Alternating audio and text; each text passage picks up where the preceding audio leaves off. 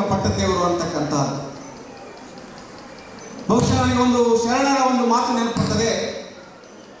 ಮಾಡಿದೆ ನೆಮ್ಮುದು ಮನದಲ್ಲಿ ಹೊಳೆದೊಡೆ ಏಡಿಸಿ ಕಾಡಿತ್ತು ಶಿವನ ಡಂಗುರ, ಮಾಡಿದೆ ನೆನದಿರ ಲಿಂಗಕ್ಕೆ, ಮಾಡಿದೆ ನೆನದಿರ ಜಂಗಮಕ್ಕೆ, ಮಾಡಿದೆ ನೆಂಬುದು ಮನದಲ್ಲಿಲ್ಲದಿದ್ದೊಡೆ ಬೇಡಿದ್ದ ನೀವ ನಮ್ಮ ಕೂಡಲ ಸಂಗಮ ದೇವ ಅಂತಕ್ಕಂತಹ ನಿಸ್ವಾರ್ಥತೆಯಿಂದ ಮಾಡಿರ್ತಕ್ಕಂತಹ ಸೇವೆ ಆ ಸಂಗಮನಾಥನಿಗೆ ಒಪ್ತದೆ ಅನ್ನೋದಕ್ಕೆ ಗೋವಿಂದ ಪಟ್ಟದೇವರು ನಮ್ಮ ಪರಮ ಪೂಜ್ಯರೇ ಇವತ್ತು ಉದಾಹರಣೆ.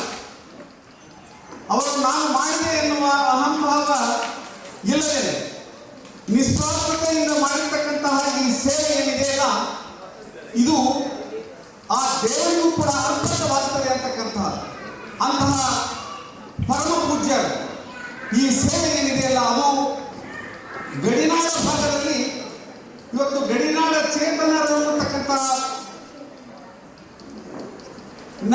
ಕರ್ನಾಟಕ ಸರ್ಕಾರ ಇವತ್ತು ಗುರುತಿಸಿ ವಿಶೇಷವಾಗಿರತಕ್ಕಂತಹ ಗೌರವವನ್ನು ಇವತ್ತು ಸಮರ್ಪಣೆ ಮಾಡಿರ್ತಕ್ಕಂತಹ. ವಿಶೇಷವಾಗಿ ಈ ಪರಮ ಪೂಜ್ಯರಲ್ಲಿ ನಾವು ಮೂರು ಭಾವಗಳನ್ನು ಇವತ್ತು ನಾವು ಕಾಣ್ತೇವೆ.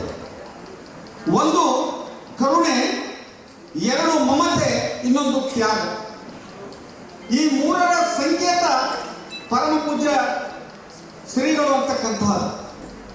ಇವತ್ತು ಅವರಲ್ಲಿರ್ತಕ್ಕಂತಹ ಕರುಣೆ ಏನಿದೆಯಲ್ಲ, ಅದೊಂದು ಕರುಣೆ ಅಂತ ಹೇಳಿದ್ರೆ ಅದೊಂದು ಕಾರಣದ ದೇವರಿಗೆ ಇವತ್ತು ಕರುಣೆ ಅಂತ ಕರ್ಕೊಂತೇವೆ. ಅದಕ್ಕೆ ದಯೆ ಅಂತಕ್ಕಂಥದ್ದನ್ನು ಶರಣ ನುಡಿಗಳಲ್ಲಿ ಹೇಳ್ತಾರೆ.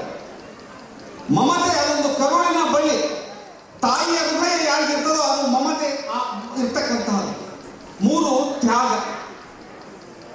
ಒಂದು ಜಾಜ್ವಲ್ಯಮಾನವಾಗಿ ಬರ್ತಕ್ಕಂತಹ ದೀಪ ತನ್ನನ್ನು ತಾನು ಸುತ್ತಿಕೊಂಡು ಹೇಗೆ ಬೆಳಕನ್ನು ಸುತ್ತಲೂ ಪರಿಸರಕ್ಕೆ ಕೊಟ್ಟದೋ ಹಾಗೆ ಈ ಶ್ರೀಮಠದ ಪೀಠದ ಜವಾಬ್ದಾರಿಯನ್ನು ಹೊತ್ತುಕೊಂಡು ಯಾವುದೇ ಆರ್ಥಿಕವಾಗಿರ್ತಕ್ಕಂತಹ ಸಾಮರ್ಥ್ಯ ಇಲ್ಲದೇ ಇದ್ದಂತಹ ಪರಿಸ್ಥಿತಿಯಲ್ಲಿ ಬಹುಶಃ ಅವರ ಸ್ವಸಾಮರ್ಥ್ಯದಿಂದ ಆ ಪರಮ ಪೂಜ್ಯರ ಹಿಂದಿನ ಪೂಜ್ಯರ ಶಕ್ತಿ ಅವರಲ್ಲಿ ಅವತರಿಸಿ ಬಹುಶಃ ಈ ಒಂದು ಇಷ್ಟು ಪ್ರಮಾಣದಲ್ಲಿ ಇವತ್ತು ದಾಸೋಹ ಮತ್ತು ಆಶ್ರಯ ಕೊಟ್ಟಿರ್ತಕ್ಕಂಥ ಇವತ್ತು ದಾಸೋಹದ ಪರಿಕಲ್ಪನೆಯನ್ನ ಈ ಭಾಗದಲ್ಲಿ ಮೂಡಿಸ್ತಕ್ಕಂಥವ್ರು ಯಾರಾದರೂ ಇದ್ರೆ ಅದು ಪರಮ ಪೂಜ್ಯ ಶ್ರೀಗಳು ಅಂತಕ್ಕಂಥ. ಅದೇ ದಾರಿಯಲ್ಲಿ ಇವತ್ತು ಗುರುಬಸವ ಪಟ್ಟದೇವರು ಕೂಡ ಇವತ್ತು ಹೋಗ್ತಾ ಇರ್ತಕ್ಕಂಥದ್ದು. ಇವತ್ತು ಆಶ್ರಯ ಅನ್ನ ಮತ್ತು ಈ ಎರಡನ್ನೂ ಕೂಡ ಆಶ್ರಯ ಇವತ್ತು ಏನು ಅನಾಥ ಮಕ್ಕಳಿಗೆ, ವಿಕಲಚೇತನರಿಗೆ ಇವತ್ತು ಆಶ್ರಯವನ್ನು ಕೊಟ್ಟು ತನ್ನ ಮಕ್ಕಳು ಅಂತಕ್ಕಂತಹದ್ದನ್ನ ಸ್ವೀಕರಿಸಿ ಅವರಿಗೇನು ಭವಿಷ್ಯ ದಾರಿಯನ್ನು ತೋರಿದರೆ ಇಡೀ ರಾಜ್ಯದಲ್ಲಿ ಯಾವುದೇ ಮಠ ಮಾಡದೇ ಇರತಕ್ಕಂತಹ ಕೆಲಸ ಇವತ್ತು ಬಾಲ್ಕಿ ಮಠ ಮಾಡಿದೆ ಅಂತಕ್ಕಂಥದ್ದನ್ನ ಇವತ್ತು ನಾವು ಅಭಿಮಾನದಿಂದ ಇವತ್ತು ಹೇಳ್ಕೊಳ್ಬೇಕಾಗ್ತದೆ. ಅದಕ್ಕೆ ಮೂಲ ಅವರಲ್ಲಿರ್ತಕ್ಕಂಥ ಅಂತರಂಗ ಶುದ್ಧಿ. ಶರಣ ತತ್ವದಲ್ಲಿ ಬರ್ತಕ್ಕಂಥ ಅಂತರಂಗದ ಶುದ್ಧಿಯ ಪರಿಕಲ್ಪನೆ ಈ ಪರಮ ಪೂಜ್ಯರ ಬಾಲ್ಕಿ ಮಠದ ಸ್ವಾಮೀಜಿಗಳಲ್ಲಿ ಇರ್ತಕ್ಕಂಥ. ಯಾರಲ್ಲಿ ಅಂತರಂಗದ ಶುದ್ಧಿ, ಮನಸ್ಸು ಶುದ್ಧವಾಗಿರ್ತದೋ ಸತ್ಕಾರಗಳನ್ನು ಮಾಡಲಿಕ್ಕೆ ಅವರಿಗೆ ಪ್ರೇರೇಪಣೆ ಶಕ್ತಿಯಾಗಿರ್ತಕ್ಕಂಥದ್ದು. ಎರಡು, ಅವರ ಗುರುಗಳು ಏನಿರ್ತಕ್ಕಂತಹದ್ದು. ಅವರ ಗುರುಗಳು ಚನ್ನಬಸವ ಪಟ್ಟದೇವರು. ಅವರ ಸಾಹಿತ್ಯವನ್ನು, ಇತಿಹಾಸವನ್ನು ನಾವು ಯುವ ಪೀಳಿಗೆ ಅಧ್ಯಯನ ಮಾಡಿದಾಗ ಅವರಲ್ಲಿ ನಾವು ಎರಡು ಸ್ವಭಾವವನ್ನು ಚನ್ನಬಸವ ಪಟ್ಟದೇವರಲ್ಲಿ ಕಾಣ್ತೇವೆ. ಒಂದು, ಅವರಲ್ಲಿ ಆತ್ಮವಿಶ್ವಾಸ ಮತ್ತು ಸಾಧಿಸುವ ಛಲ ಅಂತಕ್ಕಂಥದ್ದು. ಅದನ್ನ ಬಳುವಳಿಯಾಗಿ ಕೊಟ್ಟಿರ್ತಕ್ಕಂತಹದ್ದು, ತಮ್ಮ ಶಿಷ್ಯಂದಿರಿಗೆ ಪರಂಪರೆಗೆ ಮುಂದುವರಿಸಿರ್ತಕ್ಕಂಥದ್ದು. ಆತ್ಮವಿಶ್ವಾಸವನ್ನು ಅವರಲ್ಲಿ ತುಂಬಿರ್ತಕ್ಕಂತಹದ್ದು.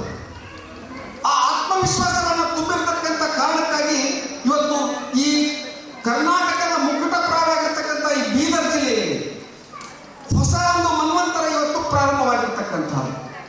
ಅಮೃತ ಮಹೋತ್ಸವ ಕಾರ್ಯಕ್ರಮ ಮಾಡುವ ಉದ್ದೇಶ ನಮ್ಮ ಶರಣ ತತ್ವದ ಬದುಕಿನಲ್ಲಿ ದಾರಿಯಲ್ಲಿ ಯಾಕೆ ಹೋಗಿದ್ದಾರೆ ಪರಮ ಪೂಜ್ಯರು, ನಾವು ಹಾಗೆ ಹೋಗ್ಬೇಕು ಅಂತಕ್ಕಂಥ ಚಿಂತನೆಯನ್ನ ಮಾಡಬೇಕು. ಇಂತಹ ಅಮೃತ ಮಹೋತ್ಸವದಲ್ಲಿ ಬರುವ ದಿನಮಾನಗಳಲ್ಲಿ ಶರಣ ತತ್ವದ ಜೊತೆಯಾಗಿ ನಮ್ಮ ಬದುಕನ್ನ ಶರಣ ತತ್ವದ ಏನು ದಾಸೋಹ ಮತ್ತು ಈ ಇನ್ನೊಬ್ಬರ ಮೇಲೆ ಪ್ರೀತಿ, ವಿಶ್ವಾಸ ಅದನ್ನು ನಾವು ಅಳವಡಿಸಿಕೊಳ್ಬೇಕಂತ ಪ್ರತಿಜ್ಞೆಯನ್ನ ಮಾಡ್ತಕ್ಕಂಥ ದಿನ ಅಂತ ನಾನು ಭಾವಿಸ್ಕೊಳ್ತೇನೆ. ಯಾಕೆ ಅಂತ ಹೇಳಿದ್ರೆ ಚಿಂತನೆಯನ್ನ ಪರಮ ಪೂಜ್ಯರನ್ನ ಗೌರವಿಸುವ ಜೊತೆಯಾಗಿ ಅವರ ಭಕ್ತರಾಗಿ ನಾವೆಲ್ಲರೂ ಕೂಡ ಒಂದು ಹೊಸತನವನ್ನು ನಾವೆಲ್ಲರೂ ಕೂಡ ಬಳಕೊಳ್ಬೇಕಾಗ್ತದೆ. ನಾವು ಅಂತರಂಗದ ಶುದ್ಧಿಯ ಜೊತೆಯಾಗಿ ಪ್ರಾಮಾಣಿಕ ಬದುಕನ್ನು ನಾವು ರೂಪಿಸ್ಕೊಳ್ಬೇಕಾಗ್ತದೆ. ನಮ್ಮ ಈ ಸಂಕೀರ್ಣವಾಗಿರ್ತಕ್ಕಂಥ ಈ ಬದುಕಿನಲ್ಲಿ, ಸಂಕೀರ್ಣವಾಗಿರ್ತಕ್ಕಂಥ ಈಗಿನ ವ್ಯವಸ್ಥೆಯಲ್ಲಿ ಒಂದು ಹೊಸತನವನ್ನು ಏನು ರೂಪಿಸಬೇಕು ಅಂತಕ್ಕಂಥ ಚಿಂತನೆಯನ್ನ ಈ ಅಮೃತ ಮಹೋತ್ಸವದಲ್ಲಿ ನಾವು ಅಳವಡಿಸಿಕೊಂಡು ಆ ಪೂಜೆಗೆ ಕೊಡ್ತಕ್ಕಂಥ ಕಾಣಿಕೆ ಅಂತ ನಾನು ಭಾವಿಸ್ಕೊಳ್ತೇನೆ. ಯಾಕೆಂತಂದ್ರೆ ಬರೀ ಶರಣತತ್ವ ಇವತ್ತು ಪರಮ ಪೂಜ್ಯರು ಹೇಳಿದ್ರು, ಇಡೀ ಅಂತಾರಾಷ್ಟ್ರೀಯ ಮಟ್ಟದಲ್ಲಿ ಇವತ್ತು ದೇಶದ ತುಂಬ ಆ ಶರಣತತ್ವ ಪಸರಿಸಬೇಕು. ಎಲ್ಲರ ಹೃದಯಾಂತರಗಳಲ್ಲಿ ಹೊಸ ಮನ್ವಂತರ ಜಾತ್ಯತೀತ ಕಲ್ಪನೆ, ಗೌರವಿಸುವುದು, ಪ್ರೀತಿ, ವಿಶ್ವಾಸ, ಆತ್ಮೀಯತೆ ಇವೆಲ್ಲವುಗಳು ಬರಬೇಕು ಅಂತಕ್ಕಂಥದ್ದು ಏನು ಶರಣತತ್ವದಲ್ಲಿ ಏನಿದೆ ಅದರ ಆಶಯವನ್ನ ನಾವು ಈಡೇರಿಸ್ತೀವಿ ಅಂತಕ್ಕಂಥ ಭಾಷೆಯನ್ನ ಅಥವಾ ಮಾತುಗಳನ್ನ ಈ ಪರಮ ಪೂಜ್ಯರಿಗೆ ನಾವು ಕೊಡಬೇಕಾಗ್ತದೆ. ಇಂತಹ ಸಂದರ್ಭದಲ್ಲಿ ಅಂದಾಗ ಮಾತ್ರ ಇಂತಹ ಪವಿತ್ರವಾಗಿರ್ತಕ್ಕಂಥ ಕಾರ್ಯಕ್ರಮದಲ್ಲಿ ಪಾಲ್ಗೊಂಡು ಕೂಡ ನಮಗೆ ಒಂದು ಸಾರ್ಥಕ ಭಾವನೆ ಬರ್ತದೆ ಅಂತಕ್ಕಂಥದ್ದು.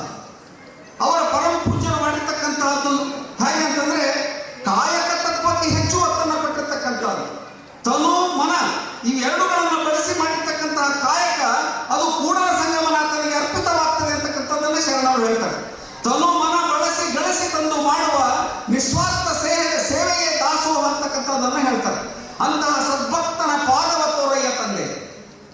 ಬಹುಶಃ ಆ ನಮ್ಮ ನಿಸ್ವಾರ್ಥತೆ ಏನಿದೆಯಲ್ಲ, ಆ ನಿಸ್ವಾರ್ಥತೆಯಿಂದ ಮಾಡಿರ್ತಕ್ಕಂತಹ ಸೇವೆ ಅದು ಸಂಗಮನಾಥನಿಗೆ, ಅದು ದೇವರಿಗೆ ಅರ್ಪಿತವಾಗ್ತದೆ ಅಂತಕ್ಕಂಥದ್ದು.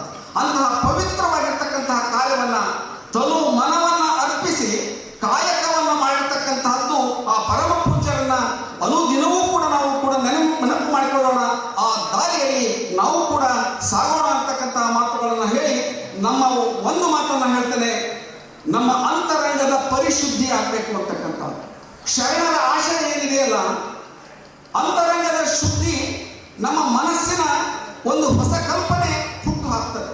ಎಲ್ಲಿ ಅಂತರಂಗದ ಶುದ್ಧಿ ಇರೋದಿಲ್ವೋ, ಎಲ್ಲಿ ಮನಸ್ಸು ನಮ್ಮ ಪರಿಪಕ್ವತೆ ಇರೋದಿಲ್ವೋ ಅವನು ಶರಣನಾಗಲಿಕ್ಕೆ ಸಾಧ್ಯವಿಲ್ಲ, ಆ ಶರಣರ ಹಾದಿಯಲ್ಲಿ ನಡಲಿಕ್ಕೆ ಸಾಧ್ಯವಿಲ್ಲ. ಆ ಕಾರಣಕ್ಕಾಗಿ ನಮ್ಮ ಅಂತರಂಗದ ಶುದ್ಧಿ ಮತ್ತು ನಮ್ಮ ಮನಸ್ಸನ್ನ ಬದಲಾವಣೆ ಆಗಬೇಕು ಅಂತಕ್ಕಂಥದ್ದು ಶರಣರ ಚಿಂತನೆ ಏನಿತ್ತು, ಆ ಶರಣರ ಚಿಂತನೆಯನ್ನ ಈ ಪರಮ ಪೂಜ್ಯರು ಇವರು ಕೂಡ ಇವತ್ತು ಮಾಡ್ತಾ ಇರ್ತಕ್ಕಂಥದ್ದು. ಶರಣರ ಒಂದು ಮಾತನ್ನು ಹೇಳ್ತಾರೆ, ನಮ್ಮ ಈ ಮನಸ್ಸನ್ನು ಯಾಕೆ ಹೋಲಿಸ್ತಾರೆ ಅಂತ ಹೇಳಿದ್ರೆ ಹತ್ತಿಯ ಹಣ್ಣಿಗೆ ಹೋಲಿಸ್ತಾರೆ ಶರಣರು. ಎನ್ನ ಚಿತ್ತ ಹತ್ತಿಯ ಹಣ್ಣು ನೋಡಯ್ಯ, ವಿಚಾರಿಸಿದರೆ ಏನು ಹುಟ್ಟಿಲ್ಲವಯ್ಯ, ಪ್ರಪಂಚದ ಈ ಡಂಬಿನಲ್ಲಿ ಎನ್ನದೊಂದು ರೂಪು ಮಾಡಿ ನೀವು ಇರಿಸಿದ್ರಿ ಅಂತಕ್ಕಂಥದ್ದು. ಅಂದ್ರೆ ಇದೊಂದು ಹತ್ತಿ ಹಣ್ಣು ನೋಡಲಿಕ್ಕೆ ಬಹಳ ಕೆಂಪು ಕಾಣ್ತದೆ, ಆದರೆ ಅದನ್ನು ಒಳಗೆ ನೋಡಿದಾಗ ಹುಳ ಇರ್ತದೆ ಅಂತಕ್ಕಂಥದ್ದು. ನಮ್ಮ ಮನಸ್ಸು ಕೂಡ ನಾವು ಆಡಂಬರವನ್ನು ಜೀವನವನ್ನು ನಡೆಸ್ತಾ ಇರ್ತೇವೆ, ಆದರೆ ಆಡಂಬರದ ಜೀವನದ ಜೊತೆಗೆ ನಮ್ಮ ಮನಸ್ಸಿನಲ್ಲಿ ಬರೀ ಕೆಟ್ಟ ವಿಚಾರಗಳಿರ್ತದೆ. ಆ ಕೆಟ್ಟ ವಿಚಾರಗಳು, ದ್ವೇಷ, ಅಸೂಯೆಗಳು ಇವು ತೊಲಗಬೇಕಾಗ್ತದೆ.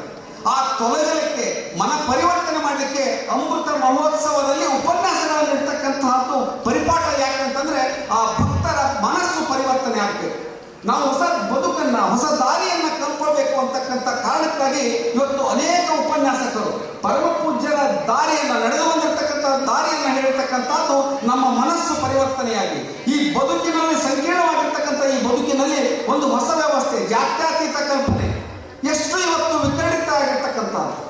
ನಾವು ಪ್ರತಿ ಮಾತುಗಳಲ್ಲಿ, ಪ್ರತಿ ಮನೆಯಲ್ಲೂ ಕೂಡ ಆ ಸಂಬಂಧಗಳು ಹಳಿಸಿ ಹೋಗ್ತಾ ಇರ್ತಕ್ಕಂಥದ್ದು. ಆ ಕಾರಣಕ್ಕೆ ಅದನ್ನ ಶರಣರು ಎಂದೂ ಒಪ್ಪೋದಿಲ್ಲ. ಆ ಕಾರಣಕ್ಕಾಗಿ ಪರಮ ಪೂಜ್ಯರು ಈ ಗಡಿನಾಡ ಭಾಗದಲ್ಲಿ ಇವತ್ತು ಏನು ಜ್ಯೋತಿಯನ್ನ, ಅಮೃತ ಮಹೋತ್ಸವದ ಜ್ಯೋತಿಯನ್ನ, ಏನು ಶರಣ ಜ್ಯೋತಿಯನ್ನ ಹೊತ್ತಿಸಿದ್ರಿ, ಈ ಜ್ಯೋತಿ ಇಡೀ ಕರ್ನಾಟಕದ ತುಂಬೆಲ್ಲೂ ಕೂಡ ಹೊಸ ಬೆಳವಣಿಗೆ, ಹೊಸ ಗಾಳಿ ಇವತ್ತು ಪ್ರಾರಂಭವಾಗಬೇಕು.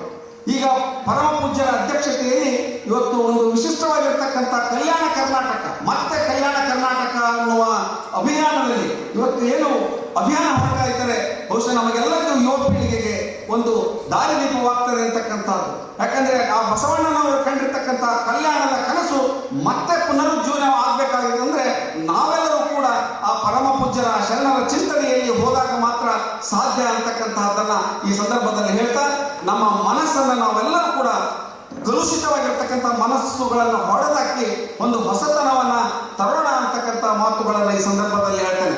ಇನ್ನೂ ಒಂದು ಮಾತನ್ನ ಹೇಳ್ತೇನೆ, ನಮ್ಮ ಮನಸ್ಸಿನ ಸಂಬಂಧಪಟ್ಟಂತೆ ಹೇಳಿ ನನ್ನ ಮಾತನ್ನು ಮುಗಿಸ್ತೇನೆ. ಮನಸ್ಸಿಗೆ ಶರಣರು ಅತ್ಯಂತ ಪರಿವರ್ತನೆ. ನೀವು ಶರಣನಾಗಬೇಕು ಅಂತ ಹೇಳಿದ್ರೆ ನೀನೆಲ್ಲೂ ಹೋಗಿ ಕಾಡಿನಲ್ಲಿ ಹೋಗಿ ತಪಸ್ಸು ಮಾಡಬೇಕು ಅಂತ ಇಲ್ಲ. ನಿನ್ನ ಅಂತರಂಗದ ಶುದ್ಧಿಯ ಜೊತೆಯಾಗಿ ನಿನ್ನ ಮನಸ್ಸನ್ನ ಸ್ವಚ್ಛವಾಗಿಟ್ಟುಕೊಂಡು ದಯೆ, ಪ್ರೀತಿ, ವಿಶ್ವಾಸವನ್ನ ಎಲ್ಲಿ ಮೂಡಿಸ್ತೀಯೋ ಅವನೇ ನಿಜವಾದ ಶರಣ ಅಂತಕ್ಕಂಥದ್ದನ್ನ ಹೇಳ್ತಾರೆ. ಅದಕ್ಕಾಗಿ ಅನೇಕ ಹೋಲಿಕೆಗಳನ್ನು ಕೊಡ್ತಾರೆ. ಅಂದ್ರೆ ನಮ್ಮ ಮನಸ್ಸು ಪರಿವರ್ತನೆಗೆ ಅನೇಕ ಉದಾಹರಣೆಗಳನ್ನು ಕೊಟ್ಟುಕೊಂಡು ನಮ್ಮ ಪರಿವರ್ತನೆಗೆ ದಾರಿಯನ್ನು ತೋರಿಸ್ತಾರೆ. ಇದು ಚಂಚಲವಾಗಿರ್ತಕ್ಕಂತಹ ಮನಸ್ಸು. ಚಂಚಲವಾಗಿರ್ತಕ್ಕಂತಹ ಮನಸ್ಸಿಗೆ ಅದನ್ನು ನೀನು ನಿಗ್ರಹ ಮಾಡಿಕೊಂಡು ನಿನ್ನದೇ ಆಗಿರ್ತಕ್ಕಂತಹ ಒಂದು ವ್ಯಕ್ತಿತ್ವವನ್ನು ರೂಪಿಸಲಿಕ್ಕೆ ಇಷ್ಟಲಿಂಗದ ಪರಿಕಲ್ಪನೆಯನ್ನ ಕೊಟ್ಟು, ಆ ಇಷ್ಟಲಿಂಗದ ಪರಿಕಲ್ಪನೆ ಅದೊಂದು ಜಾತಿಯ ಸೂತಕ ಅಲ್ಲ. ಯಾರು ನಿನ್ನ ಮನಸ್ಸನ್ನ ನಿಗ್ರಹಿಸಿ ನಿನ್ನನ್ನು ನೀನು ಪರಿವರ್ತನೆ ಮಾಡಬೇಕು ಅಂತಕ್ಕಂಥದ್ದನ್ನು ಇಟ್ಕೊಳ್ತೀಯೋ ಅದು ಲಿಂಗಾಯತರು ಹಾಕಬೇಕು ಅಂತಕ್ಕಂಥದ್ದಿಲ್ಲ. ಯಾವ ಲಿಂಗಾಯತರಷ್ಟೇ ನೀವು ಲಿಂಗವನ್ನು ಹಾಕೊಳ್ಬೇಕು ಅಂತಕ್ಕಂಥದ್ದಲ್ಲ. ಯಾರು ಅಂತರಂಗದ ಶುದ್ಧಿಯ ಜೊತೆಯಾಗಿ ನಿನ್ನ ಮನಸ್ಸನ್ನು ಬದಲಾವಣೆ ಮಾಡಿಕೊಂಡು ಹೊಸತನವನ್ನು ರೂಪಿಸ್ತೀಯೋ ಅದನ್ನು ಇಷ್ಟಲಿಂಗವನ್ನು ಮಾಡಿ ಅಂತಕ್ಕಂಥದ್ದು. ಆ ಚಂಚಲ ಮನಸ್ಸನ್ನು ಹಿಡಿದಿಟ್ಕೊಳ್ಬೇಕು ಅನ್ನೋ ಕಾರಣಕ್ಕಾಗಿ ಇಷ್ಟಲಿಂಗದ ಪರಿಕಲ್ಪನೆಯನ್ನ ಕೊಟ್ಟಿರ್ತಕ್ಕಂಥದ್ದು ಶರಣರು. ಅದಕ್ಕಾಗಿ ಆ ಚಂಚಲವಾಗಿರ್ತಕ್ಕಂಥ ಮನಸ್ಸು ಅದಕ್ಕೆ ಹೇಗೆ ಹೋಲಿಸ್ತಾರೆ ಅಂತಂದ್ರೆ ಮಂಗಕ್ಕೆ ಹೋಲಿಸ್ತಾರೆ ಮನಸ್ಸನ್ನು. ಕೊಂಬೆಯ ಮೇಲಿನ ಮರ್ಕಟದಂತೆ ಲಂಘಿಸುವುದೆನ್ನ ಮನ, ನಿಲ್ಲಲಿ ನಿಲದೀಯ ನನ್ನ ಮನ, ನಿಲ್ಲಲಿ ನಿಲಯಿ ನನ್ನ ಎಲ್ಲೂ ನನ್ನ ಈ ಕೊಂಬೆಯ ಮೇಲಿರ್ತಕ್ಕಂಥ ಈ ದೇಹದ ಮೇಲಿರ್ತಕ್ಕಂಥ ವೃಕ್ಷದಲ್ಲಿ ಅದು ಓಡಾಡ್ತಾ ಇರ್ತದೆ. ಚಂಚಲವಾಗಿರ್ತಕ್ಕಂತಹದ್ದು ಓಡಾಡ್ತಾ ಇರ್ತಕ್ಕಂಥದ್ದು ಹಿಡಿದಿಟ್ಟುಕೊಳ್ಬೇಕಾಗ್ತಂದ್ರೆ ನಿಂದೇ ಆಗಿರ್ತಕ್ಕಂತಹ ಇಷ್ಟಲಿಂಗದ ಪರಿಕಲ್ಪನೆಯಲ್ಲಿ ನಿನ್ನ ಮನಸ್ಸನ್ನು ನೀನು ನಿಗ್ರಹಿಸಿ ಉತ್ತಮವಾಗಿರ್ತಕ್ಕಂಥ ಕಾರ್ಯವನ್ನು ಮಾಡುವಂತಕ್ಕಂಥದ್ದನ್ನು ಏನು ಶರಣರು ಹೇಳಿದ್ರು, ಆ ಶರಣರ ಹಾದಿಯಲ್ಲಿ ನಿಜವಾಗ್ಲೂ ನಡೆದಿರ್ತಕ್ಕಂಥವ್ರು ಯಾರು ಅಂತಂದ್ರೆ ಇವತ್ತು ಬಸವಲಿಂಗ ಪಟ್ಟದೇವರು ಅಂತಕ್ಕಂಥದ್ದನ್ನು ಅಭಿಮಾನದಿಂದ ಹೇಳಬೇಕಾಗ್ತದೆ. ಇವತ್ತು ನಾನು ಬೆಂಗಳೂರಿನಿಂದ ಬರಬೇಕಾದ್ರೆ ಅವರ ಆಶೀರ್ವಾದವನ್ನು ತೆಗೆದುಕೊಳ್ಬೇಕು ಅಂತಕ್ಕಂಥದ್ದನ್ನ ಬಹಳ ಮುಖ್ಯವಾಗಿತ್ತು. ಅಂದ್ರೆ ಅವರ ಆಶೀರ್ವಾದಕ್ಕಾಗಿ ಇವತ್ತು ನಾನು ಅವರ ಕಾರ್ಯವನ್ನ, ಅವರ ಸಾಹಿತ್ಯವನ್ನ, ಅವರು ಮಾಡಿರ್ತಕ್ಕಂಥ ಕಾರ್ಯವನ್ನ ಏನು ಹಿಂದಿನ ಬ್ರಿಟಿಷ್ ನಮ್ಮ ನಿಜಾಂ ಕಾಲದಿಂದ ಮಾಡಿರ್ತಕ್ಕಂಥ ಪರಿವರ್ತನೆ ಏನಿದೆಯಲ್ಲ ಇಡೀ ರಾಜ್ಯಕ್ಕೆ ಒಂದು ಮಾದರಿ ಅಂತಕ್ಕಂತಹದ್ದು. ಬಹುಶಃ ಈ ಮತ್ತೆ ಕರ್ನಾಟಕ, ಕಲ್ಯಾಣ ಕರ್ನಾಟಕ ಎನ್ನುವ ಭಾವನೆ ಈ ಪರಮ ಪೂಜ್ಯರಲ್ಲಿ ಏನು ಇವತ್ತು ಪ್ರಾರಂಭ ಮಾಡಿದ್ದಾರೆ, ನಮ್ಮಲ್ಲಿ ಮತ್ತೆ ಅದು ಜ್ಯೋತಿ ಹೊರ ಹೋಗುತ್ತದೆ. ನಾವೆಲ್ಲರೂ ಕೂಡ ಆ ಆದರ್ಶದಲ್ಲಿ ಪಾಲ್ಗೊಂಡು ನಿಮ್ಮ ಆ ಏನು ಜ್ಯೋತಿಯನ್ನು ಹಚ್ಚಿಸಿದಿರಿ, ಆ ನಮ್ಮ ಗುರುಬಸವ ಪಟ್ಟದೇವರಿಗೆ ಒಂದು ಮಾತನ್ನು ಹೇಳ್ತೇನೆ. ನಿಮ್ಮ ಗುರುಗಳು ಏನು ಮಾಡಿಕೊಟ್ಟಿರ್ತಕ್ಕಂಥ ಆ ಏನು ಕಾರ್ಯ ಇದೆ ಅದನ್ನು ತಾವು ಮುಂದುವರಿಸಿಕೊಂಡು ಧೈರ್ಯದಿಂದ ಇನ್ನೂ ಹೆಚ್ಚು ಹೆಚ್ಚು ಇವತ್ತು ಬಸವ ತತ್ವದ ಪ್ರಚಾರದ ಜೊತೆಯಾಗಿ ಒಂದು ಹೊಸತನವನ್ನು ಈ ಬಾಲ್ಕಿ ಮಠ ಕರ್ನಾಟಕದ ಕಿರೀಟಾಂತೆಯಾಗಿದೆ. ಶರಣ ತತ್ವದ ಕಿರೀಟವೂ ಕೂಡ ಅಂತಕ್ಕಂಥದ್ದನ್ನು ನಾವು ಇವತ್ತು ಅಭಿಮಾನದಿಂದ ಹೇಳಬೇಕಾಗ್ತದೆ. ನಿಮ್ಮೆಲ್ಲರ ಜೊತೆಗೆ ನಾವೆಲ್ಲರೂ ಕೂಡ ಕೈ ಜೋಡಿಸೋಣ. ಆ ಒಂದು ಶರಣ ತತ್ವದ ಬದುಕಿನಲ್ಲಿ ಪರಿವರ್ತನೆಯ ಹಾದಿಯಲ್ಲಿ ನಾವು ನೀವೆಲ್ಲರೂ ಕೂಡ ಸೇರ್ಕೊಂಡು ಪಾಲ್ಗೊಳ್ಳೋಣ ಅಂತಕ್ಕಂತಹ ಮಾತುಗಳನ್ನು ಹೇಳಿ ಈ ಇನ್ನೂ ಮಾತನಾಡೋದು ಇರೋದ್ರಿಂದ ನನ್ನನ್ನು ಕೂಡ ಪರಮ ಪೂಜ್ಯ ಗುರುಬಸವ ಪಟ್ಟದೇವರು ಕರೆದು ಮತ್ತು ಪರಮ ಪೂಜ್ಯರ ಆಶೀರ್ವಾದವನ್ನ, ಅವರ ದರ್ಶನವನ್ನ ಇವತ್ತು ಪಡಿತಕ್ಕಂಥ ಭಾಗ್ಯ ಕೊಟ್ಟಿದ್ದಾರೆ.